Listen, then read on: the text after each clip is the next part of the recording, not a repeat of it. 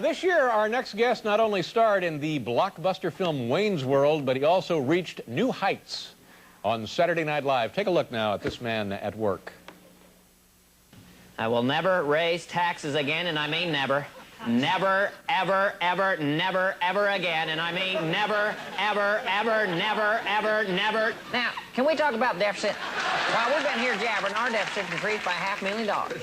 That's enough to buy a still and a new outhouse for every family in Little Rock. Will you shut up? Hold it there, cracker boy, I'm not finished. Ladies and gentlemen, please welcome the man who is just a heartbeat away from taking over this show, Dana Carvey. Dana! Crowd goes crazy. I'm not worthy. Let's talk a little bit about the election. That was nuts. Like the last 6 months, you, Bush, Perot, all of those guys, Bill Clinton with Phil Hartman, you guys have never been busier, I would guess. People actually thought I was influencing the election.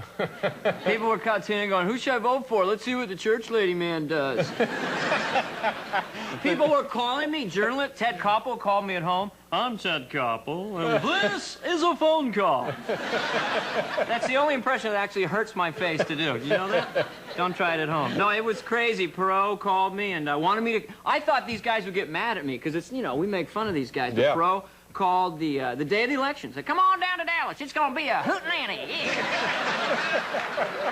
Honest. Actually wanted you to go down there? It's going to be a hoot. It's going to be a hoot. You dress as me and I'll be me and we'll go dancing the night away. And people say they're plumb crazy. It's hard to turn down a hoot, isn't it? That's right. Especially you know, any chance I can get to put those ears on. Sometimes I wear them at night. And what about George? Did you hear from the president? Yeah, he left a message on my answer machine the day after the election. And it says, George, you had to do it, didn't you? You had to do it.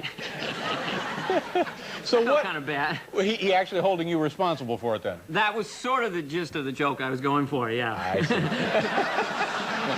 I was very mistaken. It wasn't good. It was bad. It was bad. So that's what he became. And 4 years ago, it was like this. George Bush, by the end, it was like, it's bad. It's crazy. That thing. I mean, it went insane. You just made him wacky. I just made him wacky, and everyone went with it. That's how he is. Same thing with Church Lady. Kids come up to me now and go, do Church Lady. And I go, isn't that special? And they go, it's perfect. I don't know. I waited for them to go, that's not good. You shut up. But they never do, is my point. You know why? Because they love you. And I love you. I tell you what, we have to do station identification. Really? Yeah, and you can stay with us, though, a little bit longer. Or are you introducing a fragrance tonight? No. Well, that's good. We're going to pause here for station identification. We'll go back to Dana Carvey. It seemed like you and I had been sitting here forever there, didn't it? I know. We got so close. Hours, yeah. We got so close. Anyway, so my dad didn't end up taking me on the fishing trip.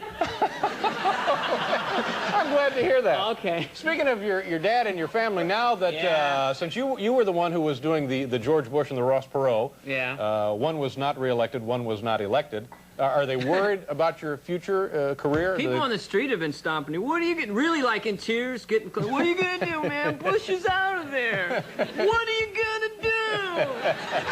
You know, I don't know, church lady. Yeah. Whole circle, go back to the lady. You need some vocational counseling. No, you know, people say, do you do Bill Clinton? All you can do is Phil Hartman's Bill Clinton after a while, you know. Ladies and gentlemen, Phil Hartman's Bill Clinton. I did burn the American flag, but it was toxic, so I burned it in half. That's Phil Hartman's Bill Clinton, ladies and gentlemen. I told Phil I was going to do that.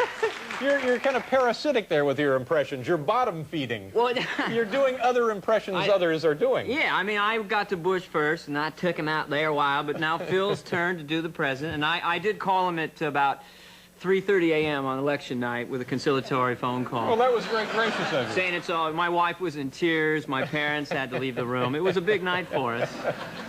How's your son doing? Dex? Yeah? Dex? Yes. Dex? D-E-X. And you can't stand it, can you? No, it's an unusual... It's bad. It's like symbiotic. ESP. No, I named my son Dex. I said this on the Regis show, but I did... we went to the hospital. His name was Jack. Gonna be Jack. And then I just said, oh, you know, Jack be nimble, Jack be quick, and other kind of, you know, Jack kind of names. And oh yeah, like what other kind of Jack? I can't imagine. Use your imagination. And so up on the IV, my wife's IV, it said dextrose. So I kept seeing Dex and looking up. And I said, how about Dex? My wife's in labor with drugs. Hey, that sounds great! So that's how I became known as Dex. But I am worried having a son doing what I do. Yeah. That one day in the attic he'll find a church lady tape and, Dad, we gotta talk. Or come out with the dress on and go, it feels good on me too. Speaking of that gay sailor, why does that guy want to go back in the Navy anyway? Why would a gay guy want to be on a boat with 3,000 sweaty sailors? Have you seen the captain's new haircut? It's so cute. I know it's cheap. I'm sorry. And your son is how old getting back to He's Dex? 17 months. 17 months. And a very exciting time in your life, I would guess. Yeah, I'm sorry. Yes, go ahead. You getting ready to do some more of those Wayne's World movies? We're going to do Wayne's World 2, I believe, in June. What if it's terrible? Wayne's World, the first movie, was such a huge success. It was like $100 million at least in domestic ticket sales, or however they calculate that. Yeah. That's amazing. That's a real credit to you guys. It's still, it's in Japan. They love it over there. Yeah. Ooh, party on! It's all over the world. Who knew? I mean, I think it's kind of frightening myself. Do you still enjoy doing the character? Yeah, I enjoy doing it, but I did have jaw pain after doing Garth. Literally, tried doing this like 12 hours a day for 3 months, and my dentist went and saw the movie and saw that and said, that explains the clicking. Yeah, that's your TMJ right there. Yeah, I do. I have a jaw problem, so I'll have to really contain my Garthisms and stuff. And the big show tomorrow night. Hosting is... Sinbad and Sade, spelled S-A-D-E. All right. I don't know. So no one with a last name could be on our show tomorrow night. Good to see you. My pleasure, David. Dana Carvey, ladies and gentlemen. Always a pleasure.